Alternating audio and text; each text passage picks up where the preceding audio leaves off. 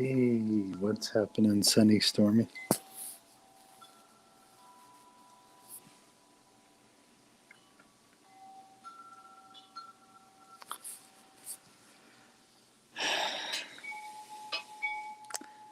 This is your boy JR, aka Lone Wolf Bushcraft, and you have tuned in to Lone Wolf Bushcraft After Dark. Thanks for joining me.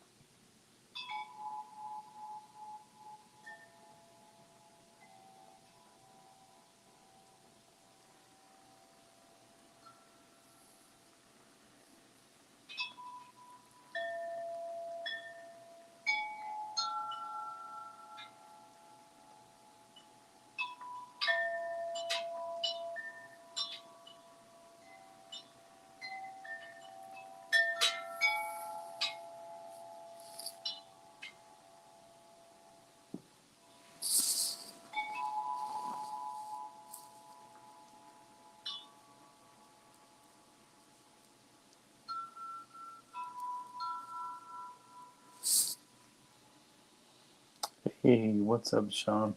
How's it going?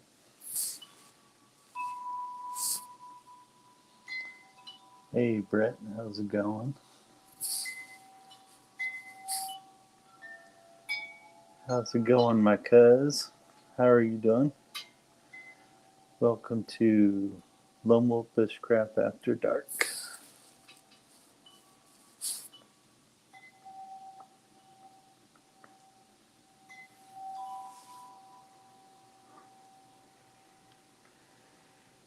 And today's Lone Wolf Bushcraft After Dark is going to be an open chat.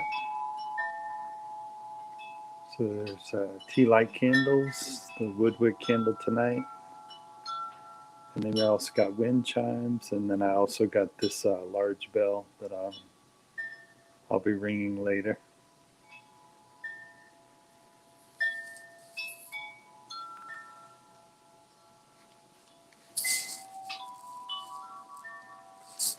And as you guys come into the Channel After Dark show, I'll be showing off your guys' comments to show some love to the channels that come and visit the After Dark live show here. What's up, Ellie?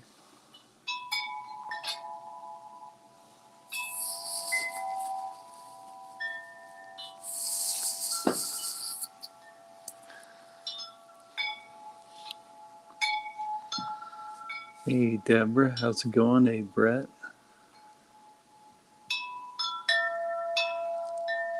What's happening, Adrian?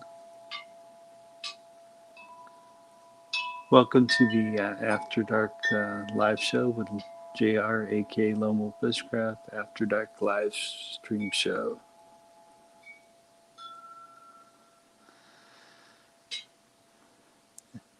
And during the live stream, I'll be showing your guys' comments just to show some love to the channels that roll in here on my After Dark live show here. Hey, Deborah.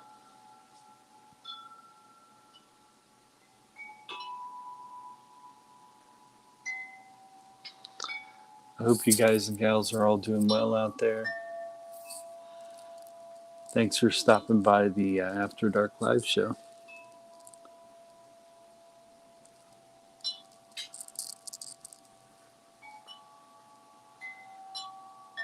So yeah, today's After Dark Live show will be open chat.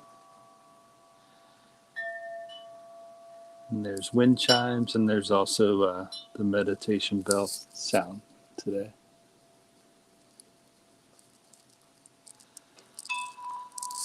And it's definitely after midnight, so that's why the show is properly named After Dark. Lone Wolf Bushcraft After Dark show. I got the tea lights going, got the woodwick candle going, and then we got the wind chimes.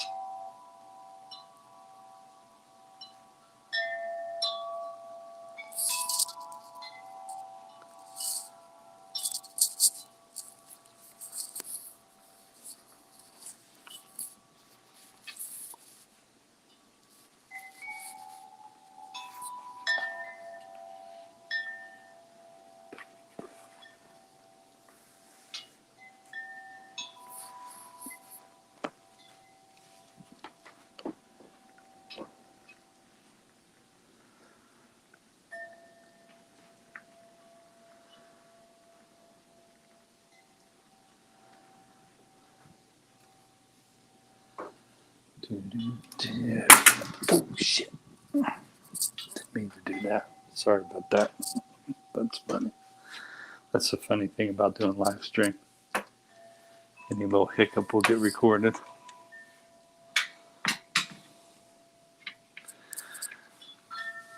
Oh man.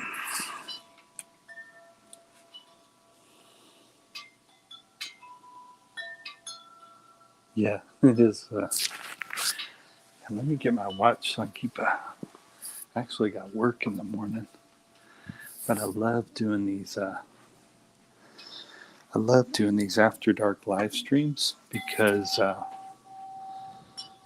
everybody in my house has gone to bed, and I feel that I'm less likely to get disturbed when I do an after dark live stream. So that's part of the reason I do the after dark live stream. It's just really quiet in my household. Everyone's usually asleep. Some people in my household are watching TV late at night, but they don't have to get up as early in the morning as I do.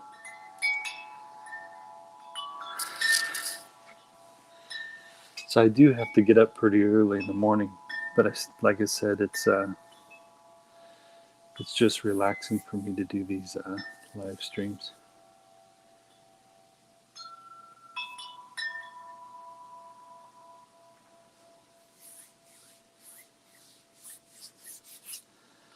Yep. In the case of my cousin, I know she has to. I think she either works second or third shift. Oh, after dark can mean 6 p.m. or 7 p.m. No. In this case, after dark means it's according to this, it's 1:20 a.m. So it's definitely after midnight, and it's 1:20 a.m. here in Midwest Indiana. Yeah, I like that Adrian puts after dark can mean after 6 p.m. or 7 p.m. No, in my case, it's way past midnight.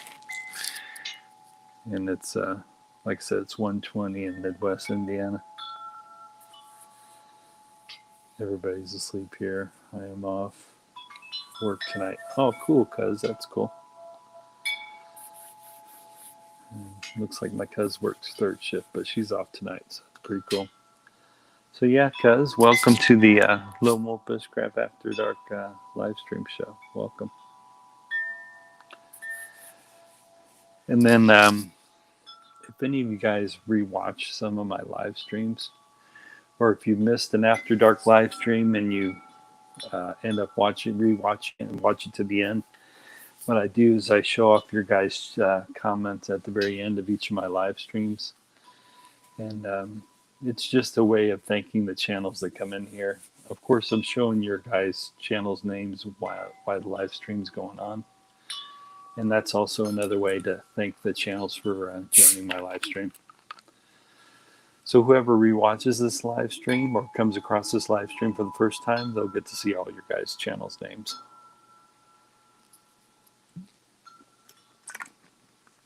And anytime you guys come on and join me here on an After Dark live show, if you notice a channel you haven't seen before, I would encourage you to watch that. Go ahead and give that channel a look. And if you end up liking the content of that channel, please like and subscribe. And then make sure you hit that notification bell. Yeah, and any videos of mine that you like, or any live streams, if there's a particular live stream you like, or a particular video you like of mine, yeah, give me a like and share out that video to your friends and family. Any particular live stream you end up liking of mine, please share that out to friends and family as well. I'm enjoying me some lime puree sparkling water. But don't forget, I got the other stuff too. A lot of people aren't going to like this. I also got the bad stuff with me tonight. Yeah, I already know this is bad. But I don't have very many vices, and this is one of my vices.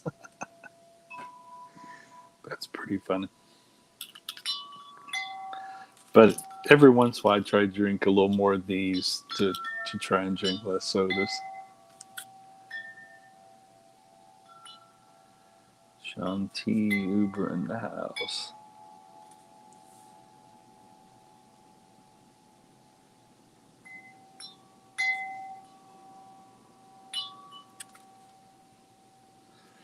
And then I'm wearing my signature sunglasses I usually wear in all my videos, and I also wear on my live streams. I hope you guys and gals are all doing well out there.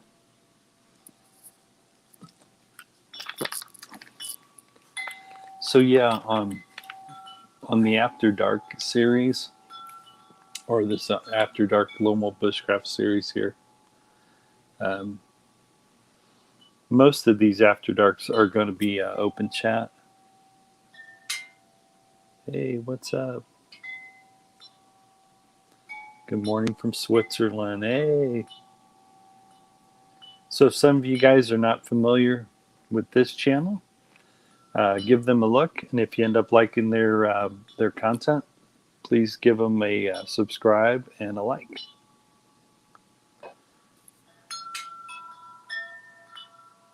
Just buy some soda water. There you go. Laugh out loud.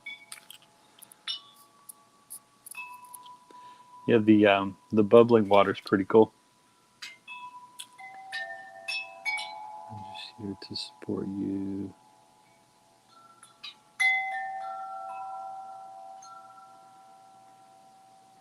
Oh, that's cool. Well, I hope that's yeah. And thanks for the support. I appreciate it. Hey, Patrick, what's happening? Woo woo. Time to relax and work. There you go. I do that sometimes too when I'm working and watching some of the other live streams.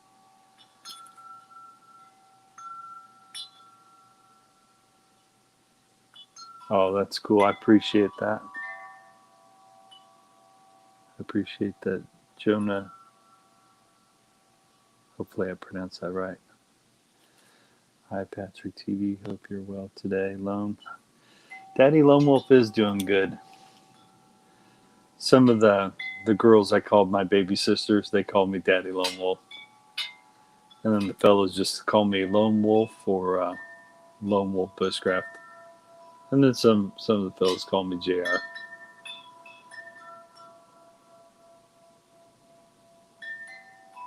Hi, Patrick's in the chat.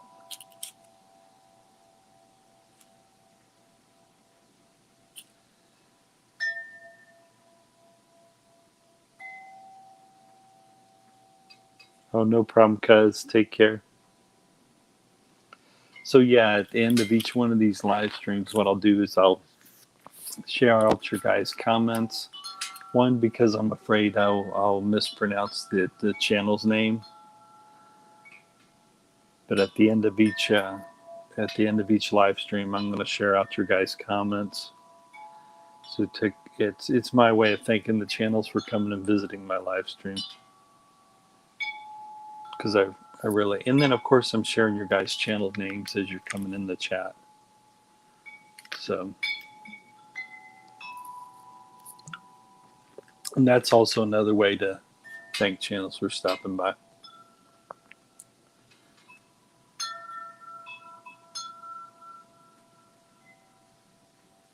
That's cool, cuz, no problem. That's that's my actual real girl cousin that's talking to me. Hey, good night, cuz. Take care. I've been visiting a lot of Filipino live streams. So I'm getting, and I also visit some American live streams as well. And the majority of the live streams I visit that are Filipino, they have a lot of singing on their live streams, or they do song requests. If I ever do a live stream in the morning, that means it's usually evening time in the Philippines. And if I ever do an evening live stream, that means it's usually going to be in the day over in the Philippines. So it's kind of funny. They're getting these after dark shows while it's during the day over there. But the folks here in the States, they're the Lone Wolf Bushcraft After Dark. It means a lot of sense to them because they're on a similar time frame than I am.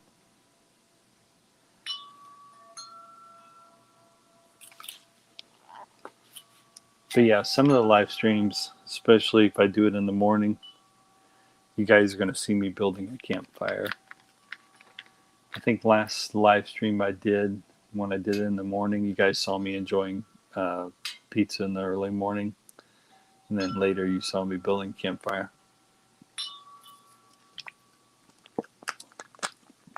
And like I said, in the After Dark series here, it's usually always going to be an open chat. And then the other thing it's going to be is you'll get candles, wind chimes, and you'll also get me playing my meditation bell. So that's you guys can expect that on the After Dark series here, especially with it being an open chat. Good afternoon. Hey, what's up? Hello, world. I love it. Yeah, welcome to the After Dark series. Lone Wolf Bushcraft After Dark. Hey, Miss Muggs. Miss Muggs is a really cool channel. She on her live streams, she'll say hey to you when you come across her live stream. And she'll also ask you how your watch hours are doing. And she's pretty cool. And she's speaking a mixture of English and Tagalog on her channel. Hey, Hong Kong, how's it going? Hong Kong Explorer in the house. Welcome to the Lone Wolf Bushcraft After Dark live stream. And I'm just showing your guys comments as you roll into my live stream here.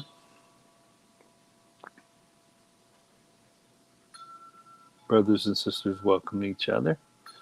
Hey, Belle, how's it going? Hope you're doing well.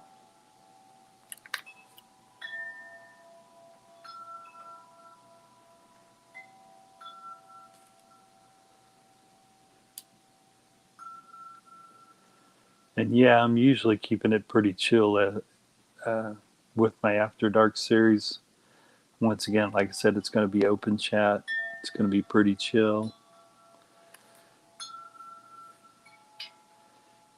And yeah. Sometimes I may mention different movies I watch. Sometimes you'll hear that on some of my After Dark series. I'll talk about a movie I saw. or maybe I'll talk about something that I've read that struck me. Sometimes I may talk about philosophy, religion, politics, and science. So remember always, baby sisters loves you. I like that.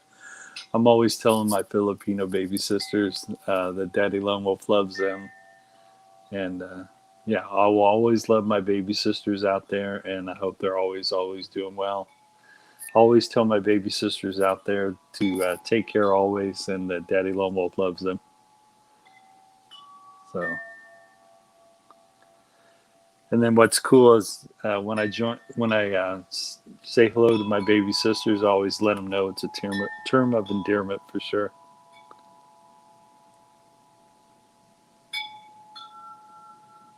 Yeah, it's definitely a term of endearment. Doing a shout out to my baby sisters.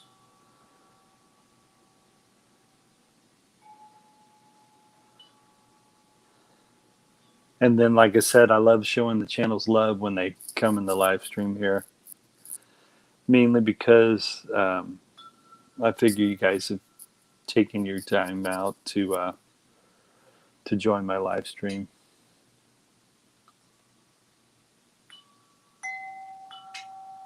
Oh my God, there's still Blockbuster videos. I think here in Indiana, I don't. Of course, I can't speak for all of the state of Indiana, but I know in Indianapolis and Greenwood, there used to be Blockbusters. I don't see them no more. And it's really funny. I remember the Blockbuster videos being all over the place, the Blockbuster video show. I used to have a Blockbuster card.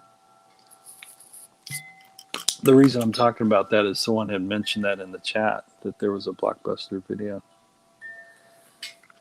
That's weird how the business landscape changes over time. Of course, this pandemic has been changing some of the business landscape. But the cool thing is some things are starting to come back. So, oh, cool. Brett says they made a movie about that particular Blockbuster Sean's talking about. That's pretty cool. It's on a bus that's quite noisy, says Hong Kong.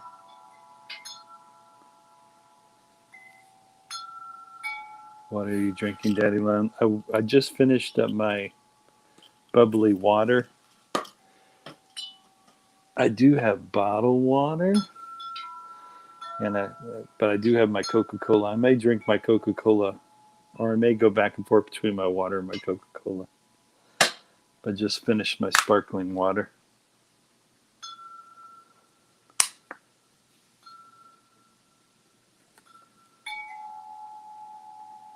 My brother from another father. That's pretty funny. The other thing I love about these live streams. Oh, Sean said he saw that movie about Blockbuster on Netflix.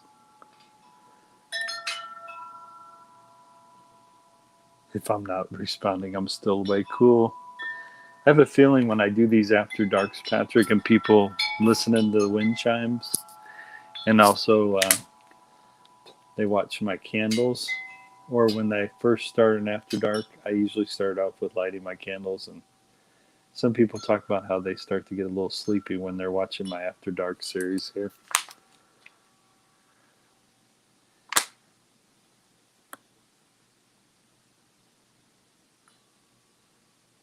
That's pretty. A party. I love it. I could make the After Dark series. I do have one of those things. It's kind of like a disco ball. I'll have to go dig it up. I'll plug it in. It would create disco lights around. At least it would show disco lights on this ball background, and it would be appropriate since it's called After Dark.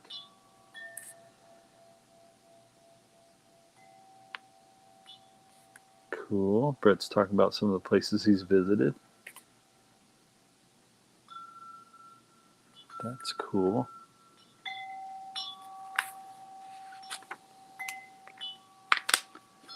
So yeah, the reason I love doing these particular After Dark series is because I keep the chat open. I keep it meditation sounds and then a chat open. It's a chance to unwind and visit with you guys.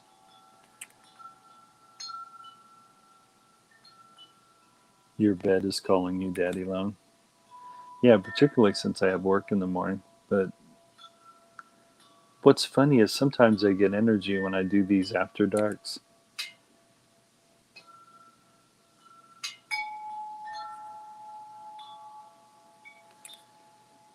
I'm doing well. Daddy Lone Wolf Bushcraft's doing well. Hong Kong, I appreciate. Thanks for asking. How are you doing, Hong Kong? Of course, I'm hoping you guys and gals are all doing well.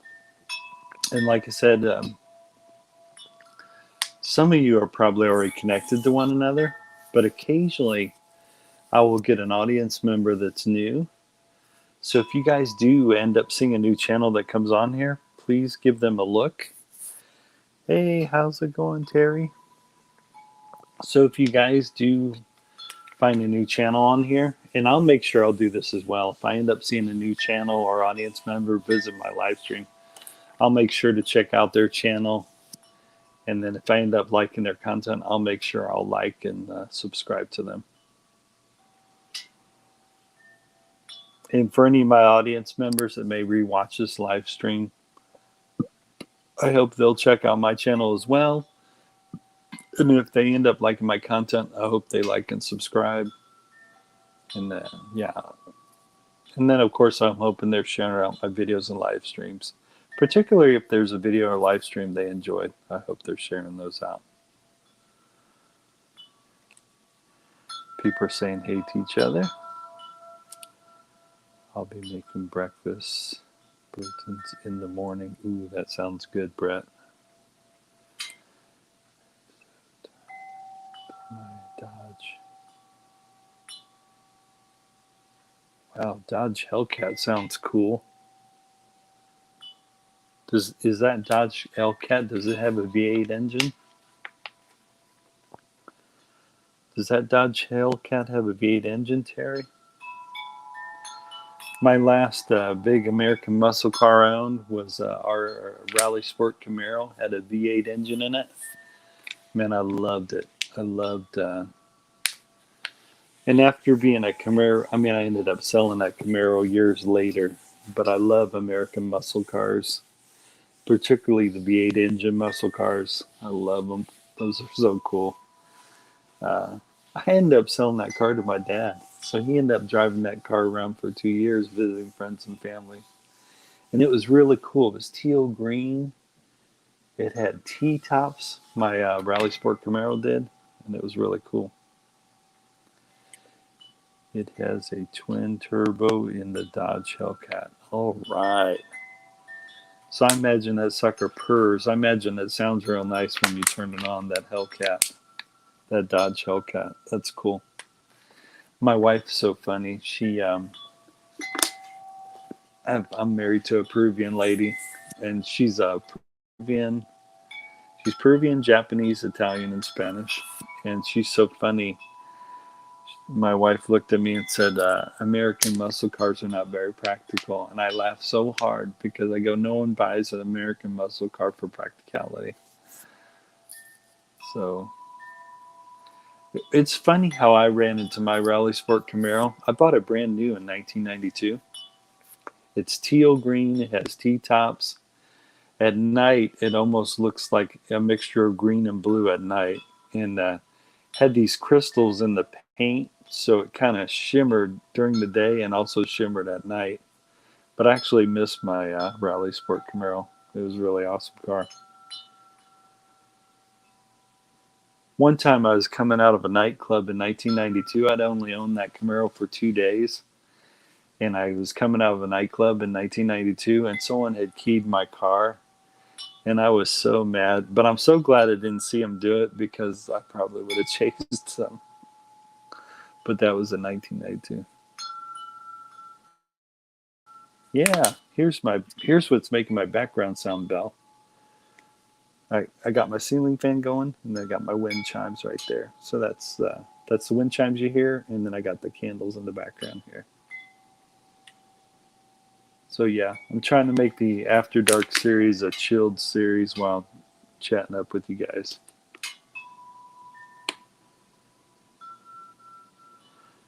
Yeah, Patrick, it's really relaxing. I agree with you, Bill, and Patrick. It's super relaxing.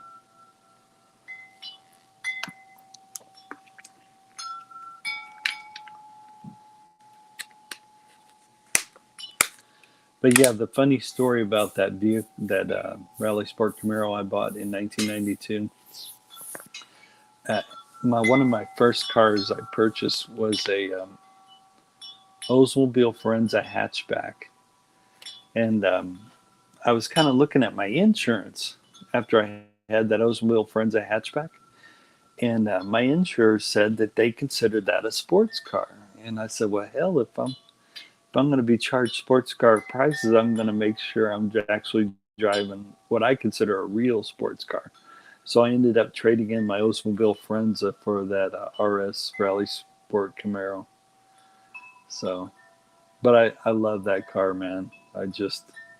The only thing, if I had to do it all over again, if I ended up liking another muscle car like that again, is to not show the dealership that I'm so excited about a particular vehicle. I need to be a little more cool. I was young at the time. I was 23 years old when I purchased that Rally Sport Camaro. So I didn't hide it.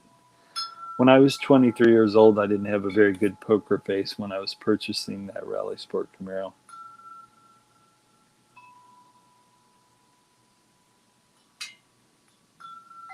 Oh, no problem, Bill. I'm just glad you're here chilling out on the live stream. That's cool. So yeah, I didn't have much of a poker face when I was 23 years old, and I didn't have a lot of experience buying cars, especially from a dealership. But oh my God, I took that Rally Sport Camaro for a test drive, and like I said, when I was 23 years old, I didn't have much of a poker face, but I did take that Rally Sport Camaro for a test drive.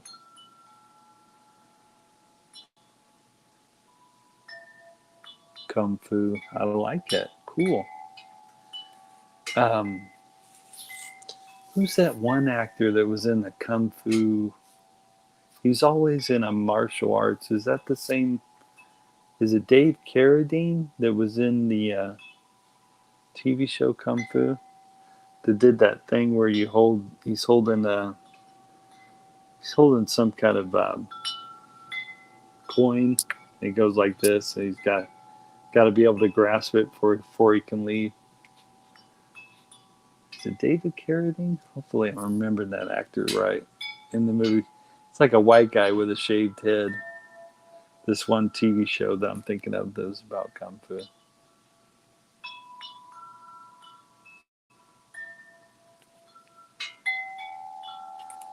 My car is so loud when I start it, and the people across from me, beside me, they hate the loud noise when I start my Dodge Hellcat.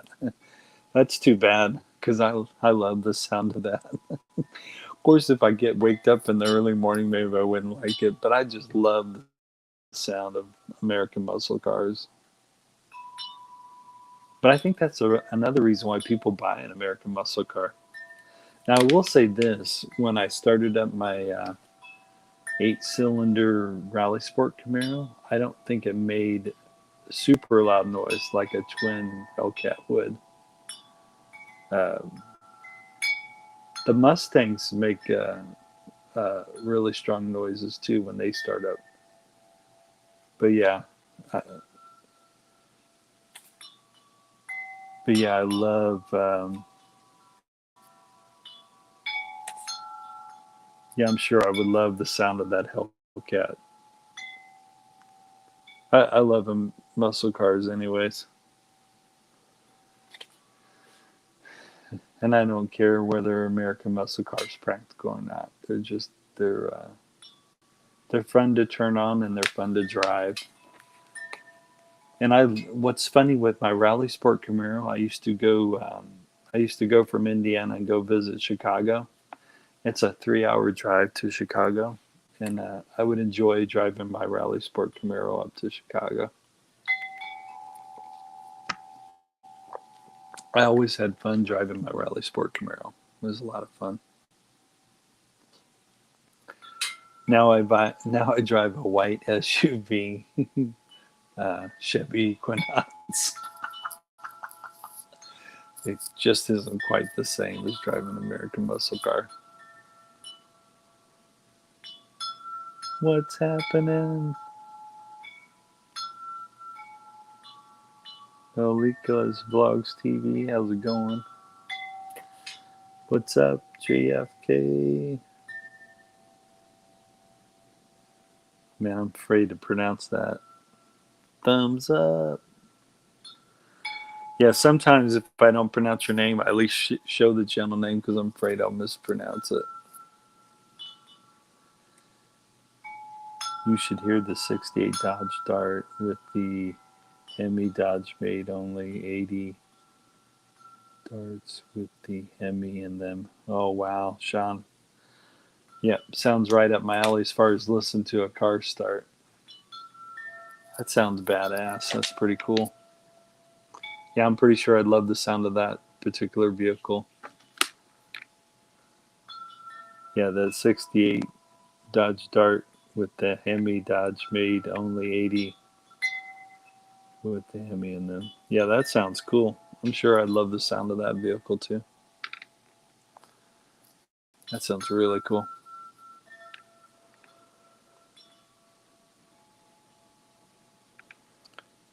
GFC's okay. Cool. Cool, GFC. Yeah, and if any of you guys see a new channel that you guys aren't familiar with, make sure you check out their channel. And if you do like their content, make sure you give them a subscribe.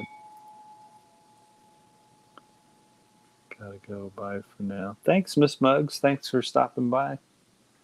I appreciate it. Hope you have enjoyed the rest of your day, Muggs.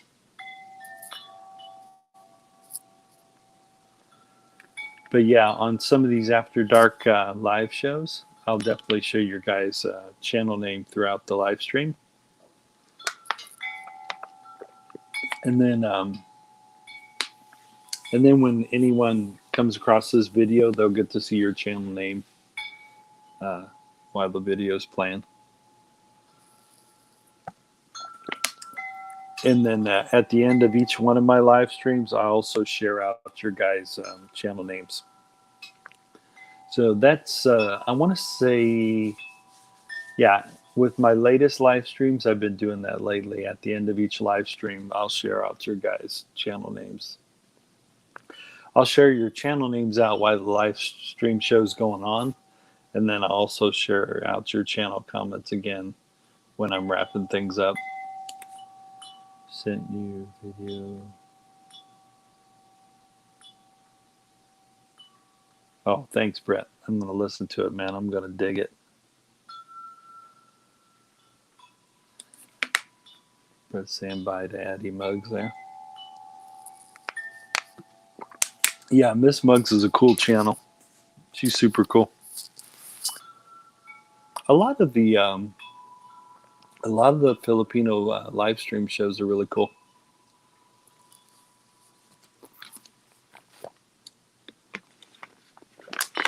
And like I said, with these After Dark series I'm doing here, it's going to be open chat with you guys.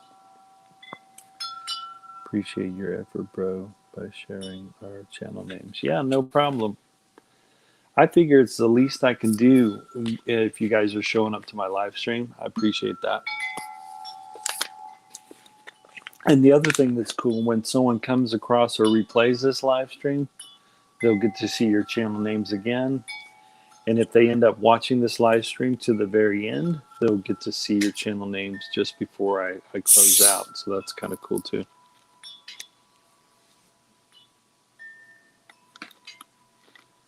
So yeah, they'll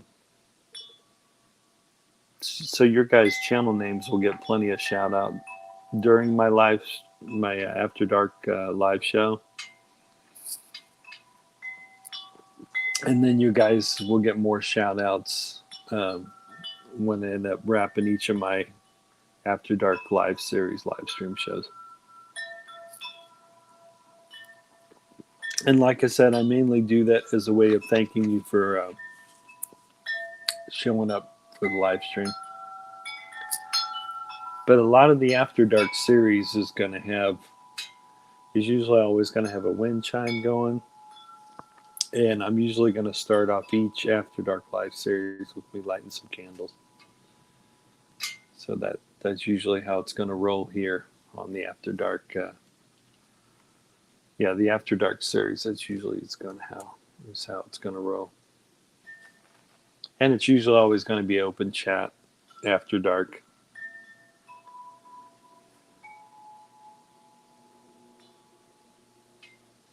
All right.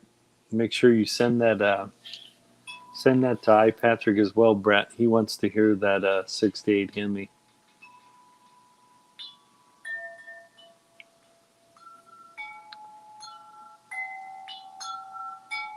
Oh, thanks. I appreciate that, JFC. JFC is going to show this live out to his community, so that's cool. The other thing that will kind of gear my conversation during the After Dark series is, like in the case we've been talking about American muscle cars a little bit, and what I'll do is I'll pick up some conversation thing going on in the chat, and I'll share it on my After Dark series, as long as it's nothing too crazy.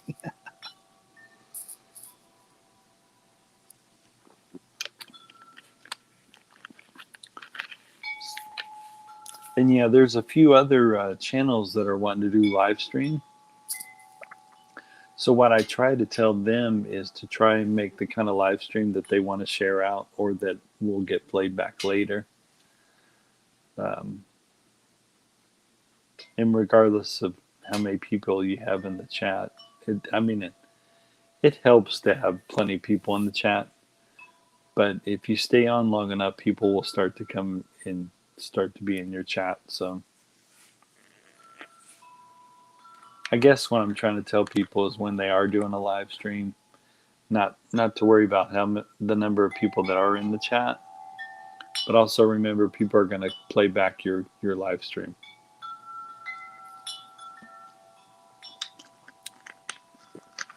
And like I said, most channels that come here, they know I'm going to share out their channel name during the After Dark series.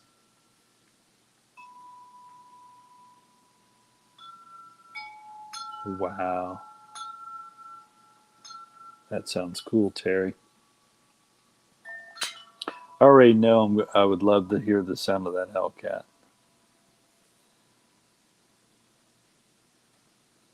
What's happening?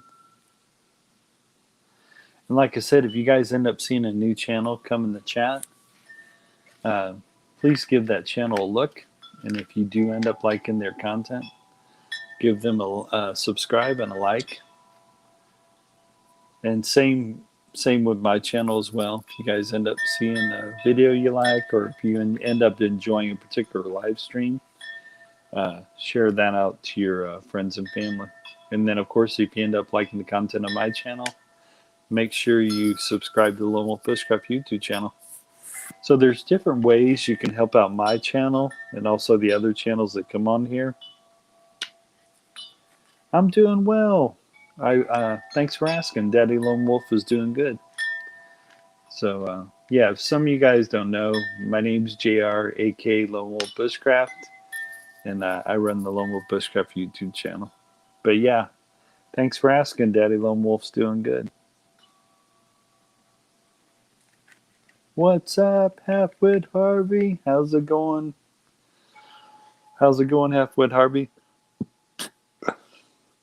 And yeah, if you guys end up seeing a new channel and you do like their content, make sure you show them love. And give them a subscribe and a like. No copyright. Ha ha ha. Nice instrumental background chimes. Yeah, it's pretty cool. My ceiling fan's going and it's ringing my chimes there. And I got my tea light candles going there along with my wood wick candle. That wood wick candle's cool because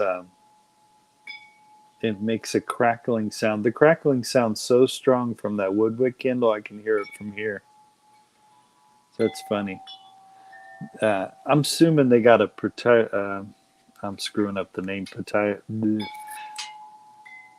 I'm sure they got on this wood wick candle over here. I'm sure they got a patent on there about it's in the shape of kind of a little tiny cross, but anyways, it makes a fireplace crackling sound when you light the candle. In the brand name's called Woodwick candle, and it's vanilla bean scented. So, but anyways, I love the fact that it sounds like a crackling fireplace. That Woodwick candle. So yeah, the wind chimes is cool, and it's a really cool way. Um, Yeah, I just find wind chimes relaxing, and lighting candles before I go to bed. I find it relaxing. Relaxing.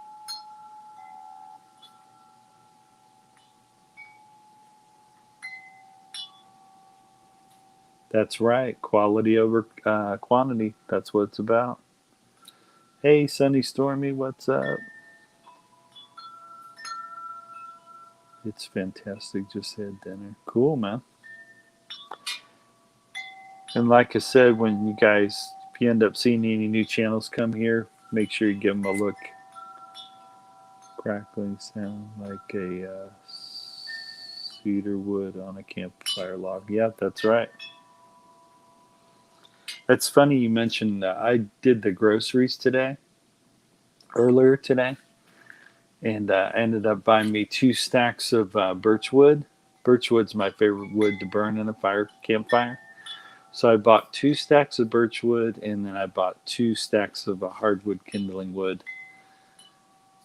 And that's probably for this coming weekend. So whenever I do a campfire, sometimes I do a regular campfire in my fire pit, and then sometimes I build a campfire in my solo stove bonfire. Yeah, I hope you're doing good, Sunny Stormy.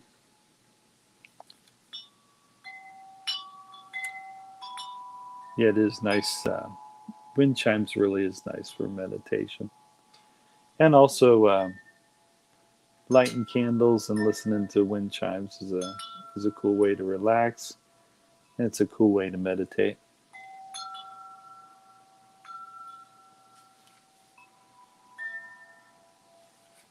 Yeah, I don't know how many of you guys. I don't know how many of you guys and gals know, or I'm sure by now a lot of people have read stuff about meditation. And what's really neat, there's all kinds of different meditations out there. On one of my live streams, I did a food meditation where I was eating sushi. And then another live stream, I think I did where I was eating Peruvian. I was eating Peruvian food and doing a food meditation. All the food meditation is you can have either wind chimes going in your food meditation, or you can ring a bell. And the whole point of a food meditation is each time you take a bite of food, you kind of ring this bell. And the thing is being mindful is why you're eating each morsel of food. So you guys saw that on one of my other live streams. I love this bell. It's a pretty good sized bell. I'm just holding my soda up to it to kind of give you the volume size of this bell. So yeah, I just want to, just so you can kind of see the size of the bell. But yeah, one live stream I did a food meditation where I was ringing this bell. And as I enjoyed, like I said, I was doing a food meditation on one of my other live streams. And I rang this bell out. So that's one kind of meditation. Another kind of meditation is one of my favorite, I'm not a Buddhist, but one of my favorite Buddhist writers is Thich Nhat Hanh. He wrote a book called The Living Buddha and the Living Christ.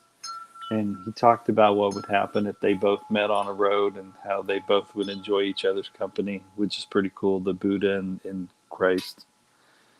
But anyways, Thich Nhat Hanh does this thing called a walking meditation. And basically during a walking meditation, you could do it anywhere. I mean, you could walk around your neighborhood, or you could go into the woods and walk, or you could go walk up a hill. But the whole point of walking meditation is to clear your mind. And with each step, you're relaxing, and you try to relax your body more and more with each step while you're doing a walking meditation. So I just talked about the food meditation. I just talked about a walking meditation. Another kind of meditation is where you're kind of straightening your back. You're trying to relax your body as much as possible. Maybe you're focusing, regardless of wherever you're looking. Maybe you're looking through something, or maybe you're looking at something specifically, but you're basically sitting quietly and clearing your mind and meditating that way. So there's sitting meditations, there's walking meditation, and then there's food meditation. And I don't do these meditations very often, but every once in a while, I'll do a sitting meditation, or sometimes I'll do a walking meditation. I think the walking meditation and the food meditation may be my favorite, because you're kind of actively doing something. Like in the case of food meditation, when I was enjoying my sushi one at a time and ringing this bell, I enjoyed that food meditation.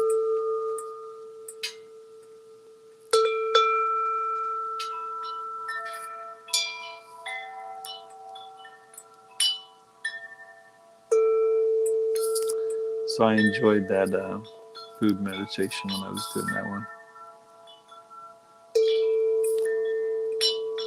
So yeah, like I said, my two favorite meditations is the enjoying each morsel of food, and then ringing the bell, clearing my mind, and just being thankful for having food whenever I do a food meditation.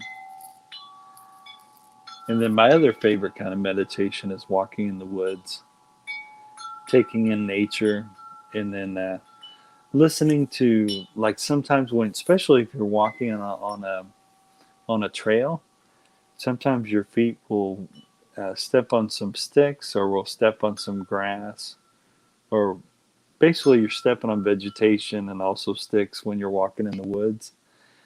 I don't always do a walking meditation when I'm hiking in the woods, but sometimes if I'm by myself, or if my family's walked way ahead of me, if I'm being mindful enough and I decide I want to do a walking meditation, I'll do it, and then I'll try to quietly listen to everything, you know, every stick that I step on and break while I'm walking on the trail, I listen to.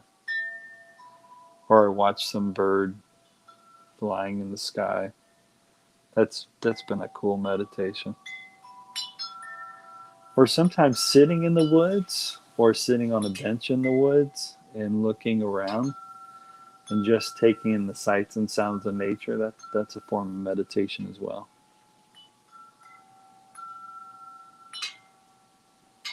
And then sometimes I'm not meditating, I'm just taking everything in as it comes too.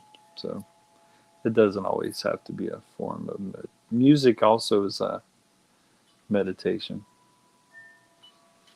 Or people can listen to music in a way where it becomes a meditation. Or reading your favorite spiritual book can be a form of meditation too. But yeah, it seems like people of all different walks of life have tried all kinds of different meditations where they're clearing their mind and relaxing. Super cool, by the way, to do that.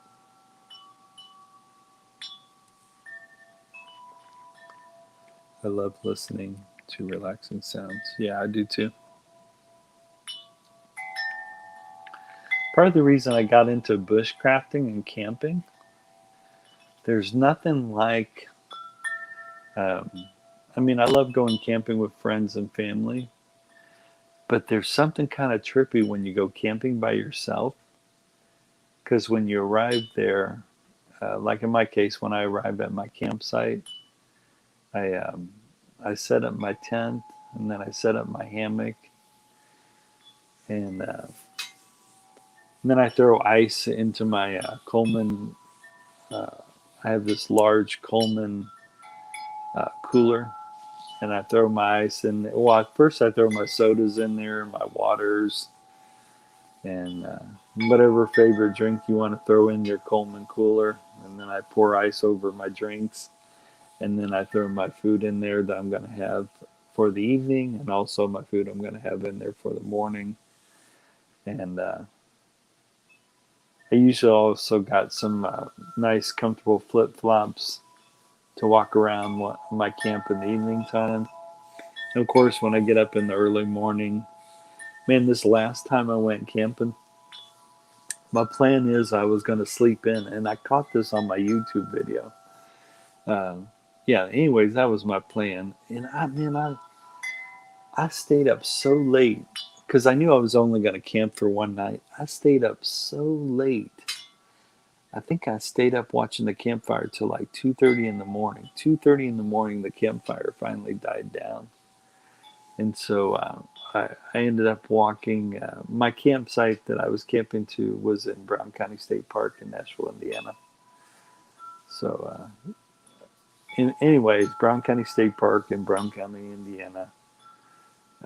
So it was 2:30 at night. My fire had burned down to embers, and so I decided to go go take a shower. So uh, I want to say the shower was about 10 or 20 yards away from my campsite. So I walked to it, had a really nice walk early in the morning at 2:30 in the morning, and took a quick shower because I wanted to be all nice and clean before I climbed in my sleeping bag. So after my shower, I hiked back to my campsite, climbed in my. I didn't even. The weather was so nice, I didn't even need to climb in my sleeping bag. I had a winter sleeping bag in my tent. But I didn't even need to crawl in there because the weather was nice and warm. So I actually slept on top of my sleeping bag. So in my head, I think I'm going to sleep in, right? Because my campsite was good until 2 in the afternoon. So I knew I would have plenty of time to sleep in at my camp. And I got to record this on my YouTube video. Unbeknownst to me, all these birds were going to wake me up at 6 in the morning. I kept hearing, so anyways, at 6 in the morning, and you got to understand, I wanted to sleep in for the night, especially since I took a shower at 2:30 in the morning. But at 6 in the morning, a bunch of these birds woke me up, and now it's pitch black. And I caught this on my YouTube video. I unzip my tent. I'm looking up in the trees, and since it's kind of pitch black, it's really hard to see all these birds that are making noise. So this was like nature's alarm clock waking me up at 6 in the morning. And so I lay down and I turned on my camera and I started talking to my camera like, hey, it's 6 in the morning. These birds have woke me up so early. And I'm thinking I'm going to fall back to sleep, right? Uh, but sometimes once I wake up, I'm up. You know, it's hard to fall back to sleep. So, I tell my audience I'm going to go back to sleep, right? Well, I ended up turning my camera on not that long afterwards and go, okay, I can't seem to fall back to sleep. I'm going to go hit the restrooms. And so I hit the restrooms. And then I come back. By the time I walked back to my campsite, I was ready to fix myself breakfast. But it actually was cool. I think that particular morning I think I had a chicken wrap with Southwest chicken on it and some pepperback cheese. That's what I had for breakfast that particular camping venture. And then think the night before I had burned a fire in my solo stove bonfire, and then when I ended up storing that away, when I woke up for camp the next morning, instead of doing another fire in my solo stove bonfire, I just did the campsite already had its own camping ring there. So I went in. So for that particular morning, during that particular camp adventure, I went ahead and just built a campfire in the campfire ring that the campsite provided. I want to experience that hopefully during winter. There you go. Yeah, my favorite times to build a campfire is in the fall and the winter time. But I also like building there sometimes in the early spring here in Indiana. We sometimes can get kind of cool spring like weather, both in the early morning and in the late evenings. So sometimes in the spring it's cool enough to have a campfire.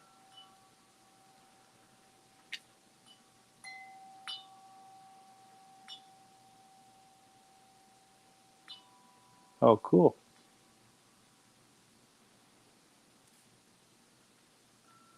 Oh, JFC, it must be way too hot there to camp there in the summer, huh? Yeah, yeah.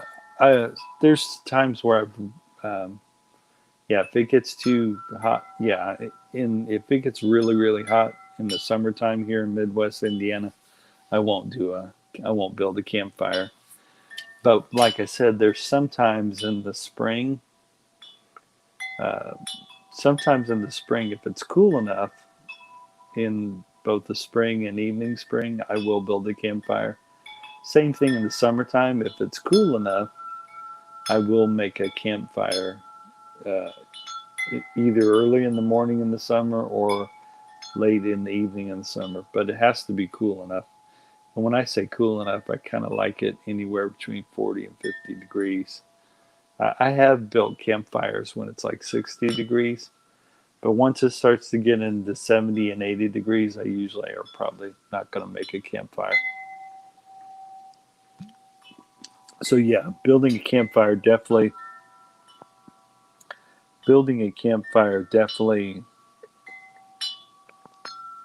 it definitely especially here in Midwest Indiana.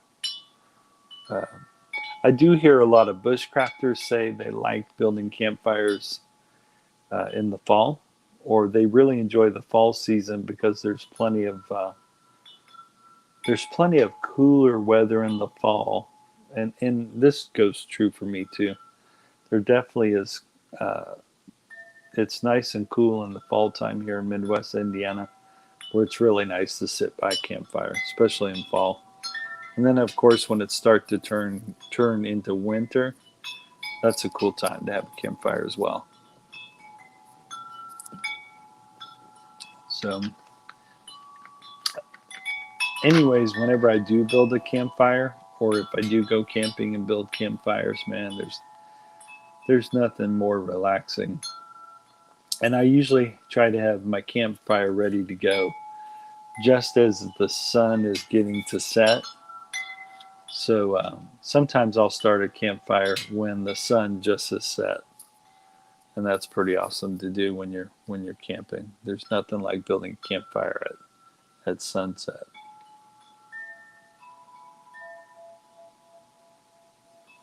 Hey, what's up, shooting star? Welcome to the After Dark Live Show. I'm your host, JR, aka Lone Wolf Bushcraft, and you are in the Lone Wolf Bushcraft After Dark series. I got my candles going there in the background, got my little wind chime doing its thing. And this is an open chat with both the audience and subscribers. And me and JFC was just talking about how it's fun to have a campfire when it's cool in spring and when you get a few cool days in the summer. Of course, it's awesome to do a campfire in the fall, or it's easier to do a campfire in the fall and winter time because it's definitely cool way to get warm. How are you doing, Shooting Star? Hope you're doing good, my brother.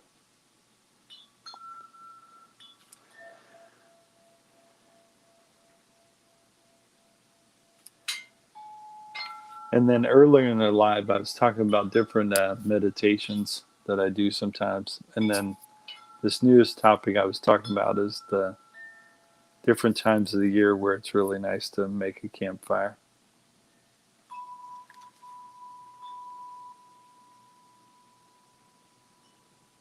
But yeah, there's.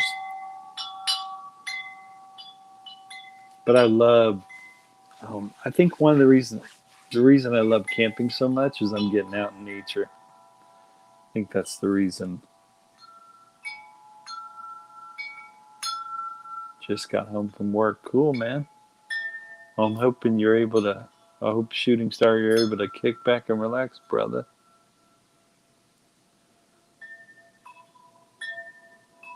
Thanks, KFC. I'm glad you're here still. But oh, like I said, it's a different experience when I go camping with friends and family compared to when I go camping by myself. And I know I'm stating the obvious, but um, so anyways, I'll set up my base camp, and then let's say I get there in the early afternoon, and I got my tent set up, I got my hammock set up, and I got my camp chair set up, and then I got my campfire ready to go. And let's say I go on a hike, and I did this. I had my whole camp set up, and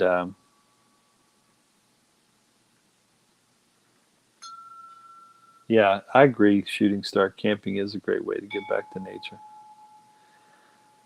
So, anyways, I had my whole camp set up in the early afternoon. So I went on this hike, right? And I'm in Brown County, Indiana, inside Brown County State Park. So I go on this hike. I have my camp all set up. I go on this hike. And so I go down this trail that I'm not familiar with. So I'm hiking, I'm hiking. All of a sudden, I realize it's been about an hour and I've not seen a soul, right? And I don't know where this trail ends. So I decide to, especially since I'm by myself, I'm not familiar with this particular trail that I'm on. I decide to do a U-turn and head back the way I came. One, because I hadn't seen anybody in about an hour, because it got really eerie when I hadn't seen another person for about an hour. So since I wasn't familiar with that particular trail, I did a U-turn and made my way back to my campsite. So, but that was a cool experience because, yeah, camping is therapeutic. It's really cool. I didn't, I'm kind of a history buff, and I guess in the 1920s and 30s, campular was popular as well. I mean, it seemed like it was a pastime. And I guess here in America in the 20s and 30s, people would camp, and they wouldn't just camp for a day or two, they would camp all week. So I didn't realize they did that in the 20s and 30s. People still do that today. They'll go camping, and they won't just camp for 1 or 2 nights, they'll camp for a whole week. So lately, most of my campings have been just one-nighters.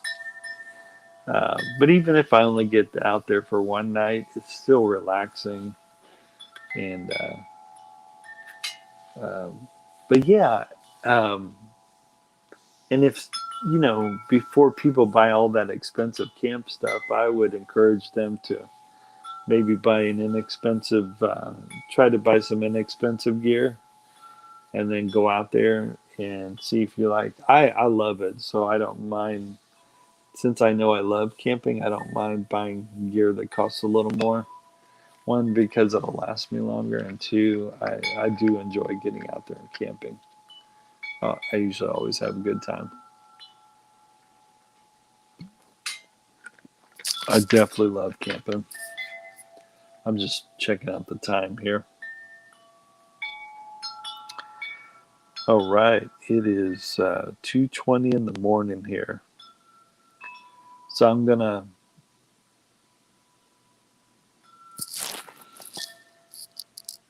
yeah, I think I'm reading that right. Yep, 2:20 in the morning.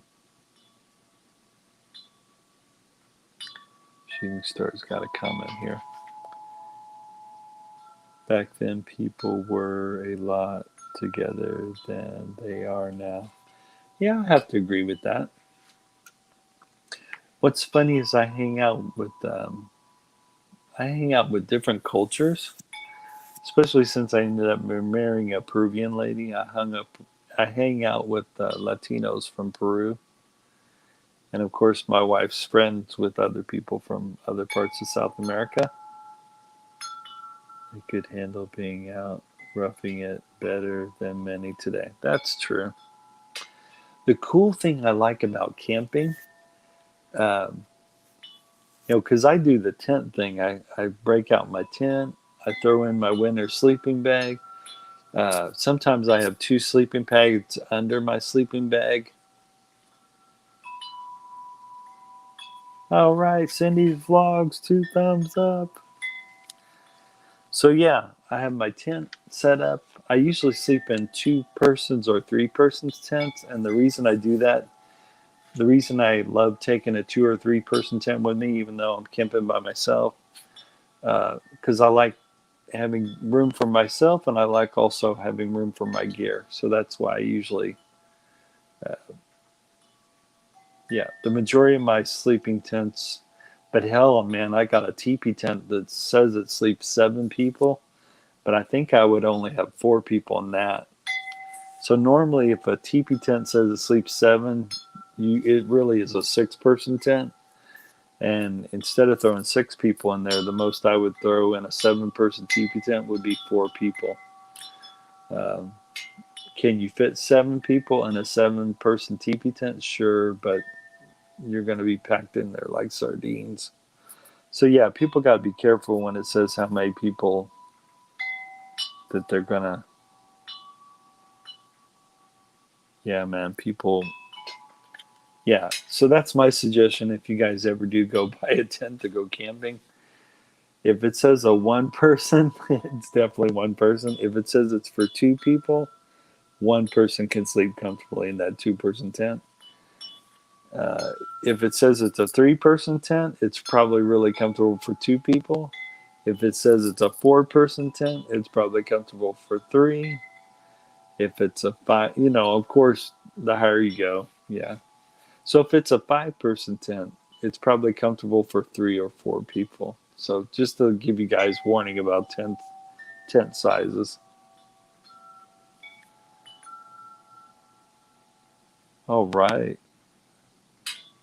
GFC says it's 10:23 a.m. in their place. And here in Midwest Indiana, two it's 2:24 here in Midwest Indiana. And then I have work in the morning. My alarm clock's going to wake me up at 5:15 this morning. And right now it's 2:24 in the morning. But that's all right. Don't worry, guys. I took a long nap before I started this live stream. So a lot of you are going, why is he doing this after dark live stream? It's because I took a long nap before I started the live stream. And some of you guys saw this bell when I did a food meditation one time.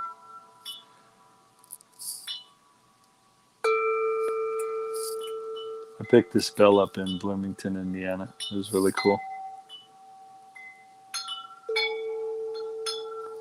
Here, I'll hold it closer to the... Makes a really nice sound.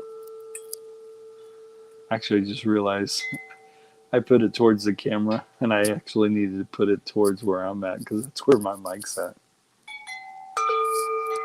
I almost forgot I had headset on. That's pretty funny. So you guys will see me do funny stuff on my After Dark live streams. That's the other cool thing about doing a live stream. you'll run into funny stuff like that.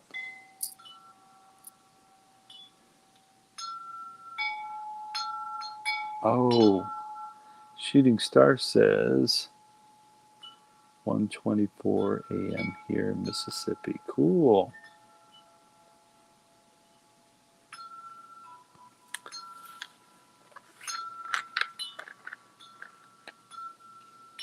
Yeah, I love it when I do my After Dark Live series because I love that I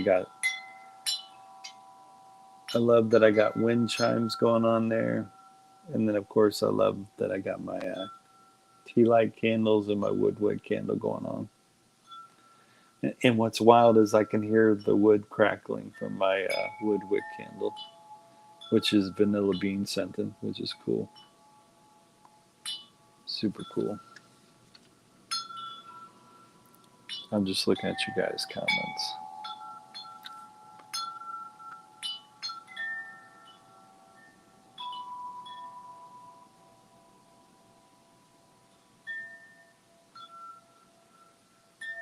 But yeah,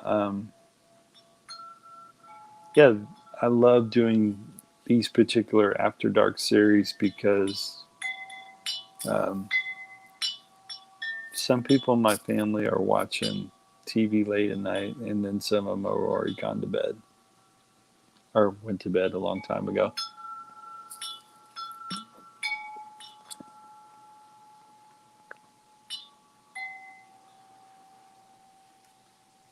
And then, of course, during my live stream, I'm showing off your guys' channel names.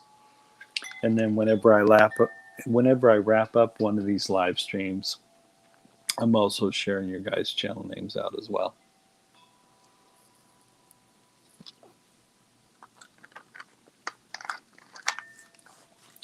But yeah, I remember the first time I went camping by myself a few times. Um, I had a really nice, awesome experience the very first time I went camping by myself because I ended up setting up this 7-person teepee tent by Ozark Trail, and I love the I love this. It's a 2-pull system, right? And the shape at the very top of my teepee, inside my teepee, there was a almost like a Y configuration like this, and then it had 2 ends here. So first it had a pull here, and then it went like this, right? So you could put a pull here and a pull here, and that's why they called it a 2-pull teepee tent. Because at first you put the anyways, it had 2 ends that came out like this. It was a single thing like this, and then at the end of it, it had 2 points where you could hook up 2 pulls. But it was a 2-pull teepee tent, and I really love that particular style because it allowed you, at least on the inside, to set up your teepee with just 2 pulls. It was really cool. It was a 7-person teepee tent. I ended up setting up my hammock. I set up my 7-person teepee tent. I had definitely plenty of room, especially since it was a 7-person teepee tent.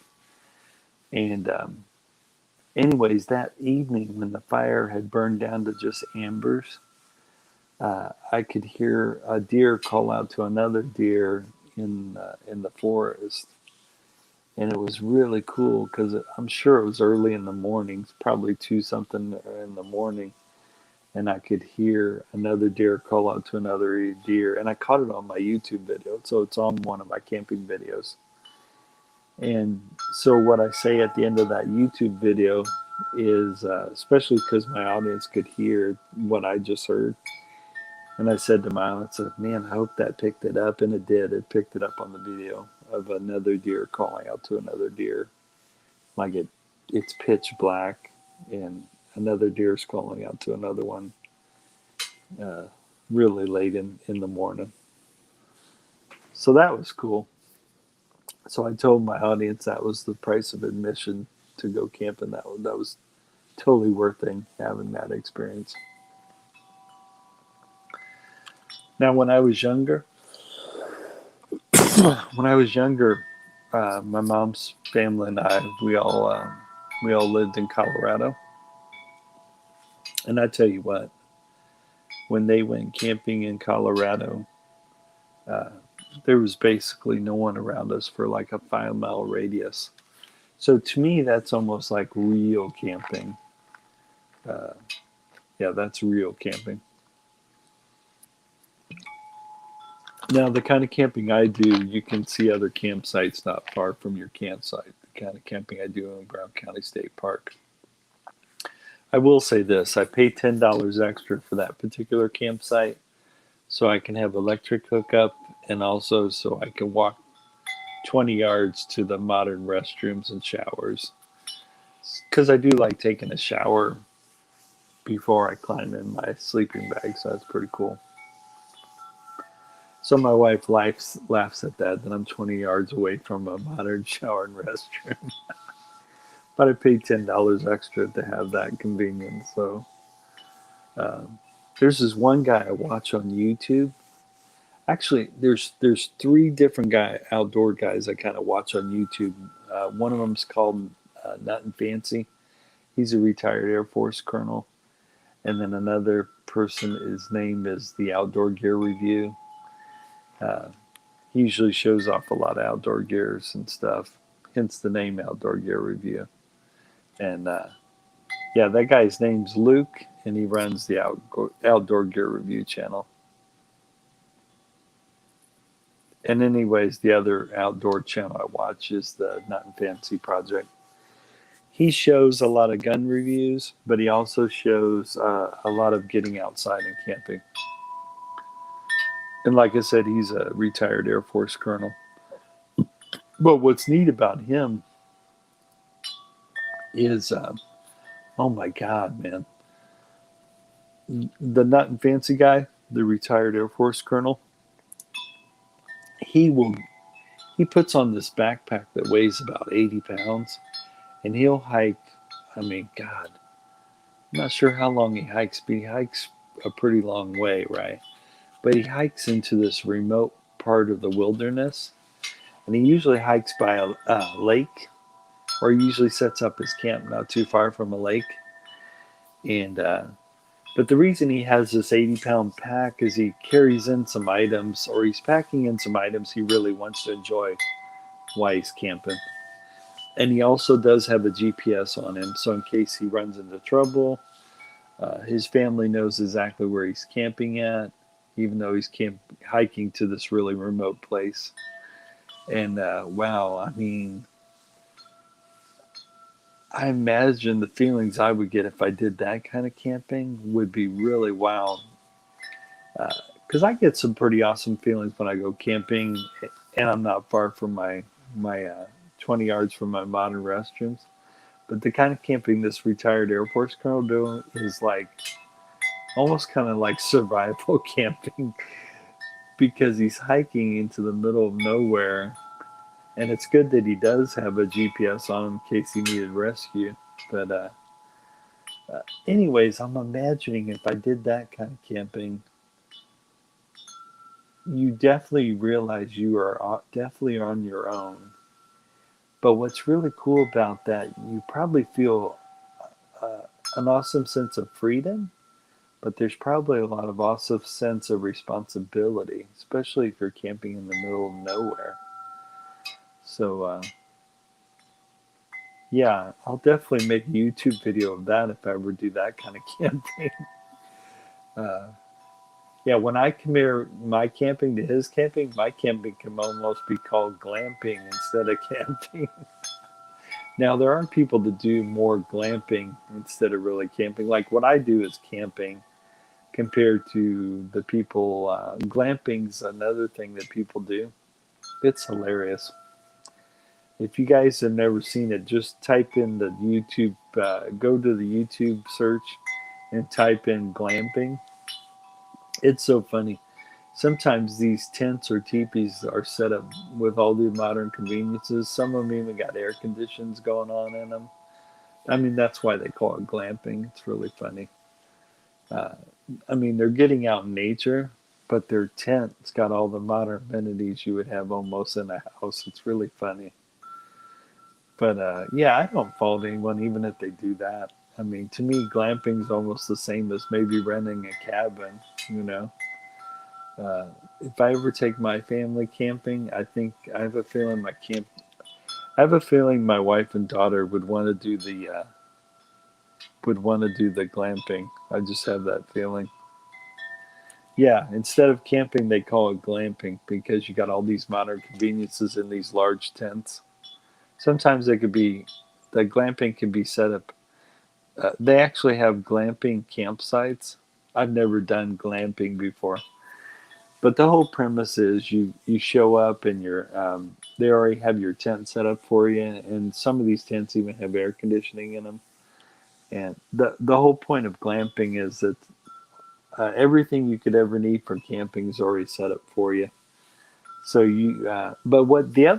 but the other cool thing about glamping is, let's say someone didn't want to invest the money in a bunch of camping gear, or let's say they know they're not going to go camping very often. The cool thing about the pre-set up teepees or the pre-set up tents that got all the modern amenities you need, the cool thing about that is, I, I think there's a niche for it, especially if people don't want to spend a lot of money on camping gear. Shooting Star says that's not real camping. Laugh out loud. I agree with you. I agree with you totally. I agree with you totally, Shooting Star. The glamping's definitely not camping.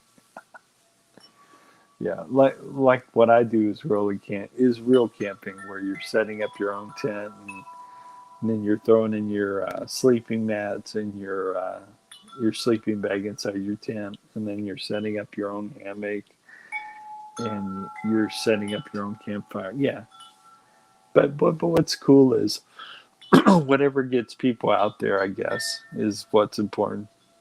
But actually, I have yeah, glamping would not be up my because my whole I actually enjoy setting up my tent and throwing in my sleeping bag in my tent. So I actually enjoy setting up my hammock and setting up my campfire. But what's funny, there is a group of people that do the glamping thing, which is hilarious. There is a group of people I could see doing that real easily, and that'd probably be the Kardashians. That would be hilarious. I picture the Kardashians either renting a cabin that looks like an estate. I could see them doing that. Or I could see them doing a tent that's got all air conditioning in it and all the modern amenities you could want. I could see the Kardashians doing that. That'd be funny.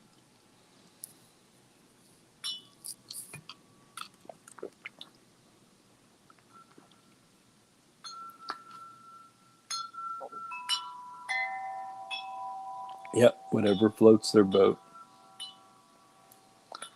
But yeah, what really floats my boat is actual real camping where you're setting up your own tent.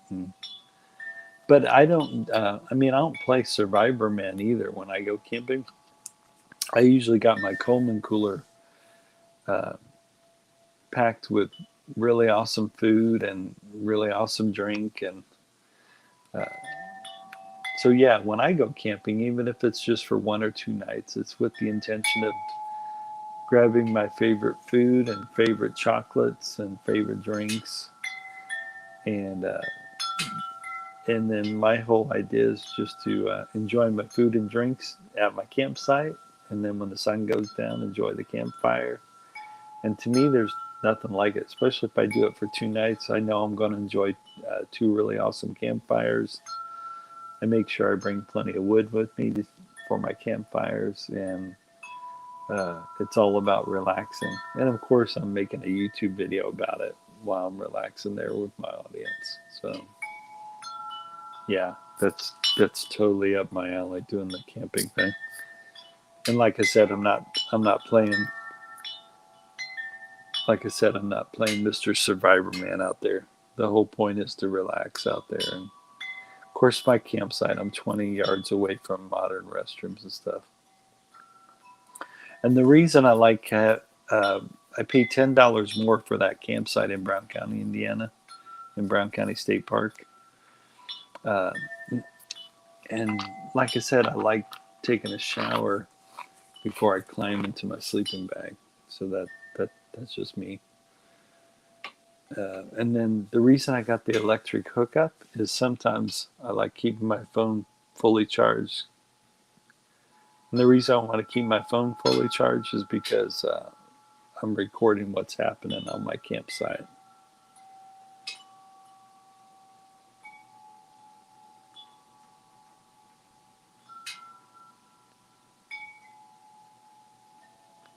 Yep. And what's funny is I got plenty of food on me that doesn't require cooking either. Sometimes I bring stuff where I can make a sandwich really fast. And then also I got trail mix. I got all kinds of Snickers bars and Mr. Good bars. I got trail mix. Um, yeah, sometimes, like one time I went camping just so I wouldn't have to clean up a bunch of,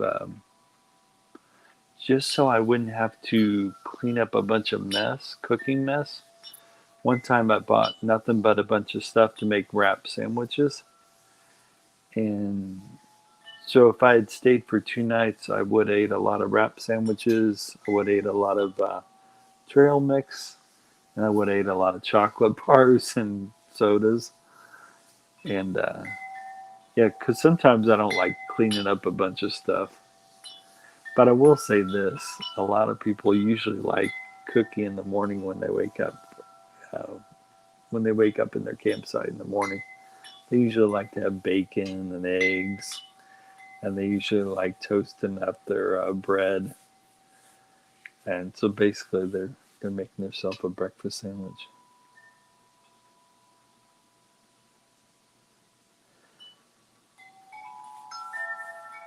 So yeah, usually breakfast is a big thing for most people in the morning when they go camping.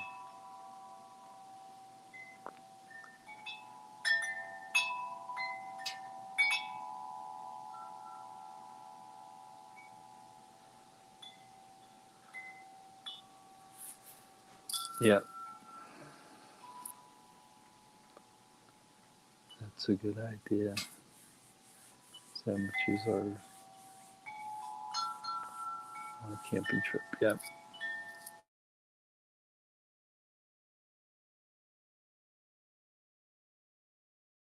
Guys and gals, I'm going to wrap this up. So let me show you guys. Let me